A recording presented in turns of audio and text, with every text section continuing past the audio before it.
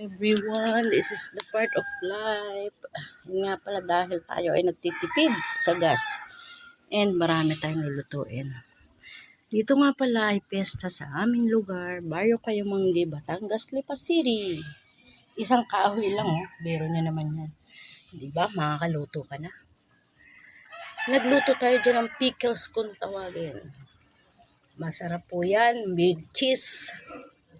Yeah. Tingnan naman ang diskarte ng isang ina. Anywhere, pwede tayo.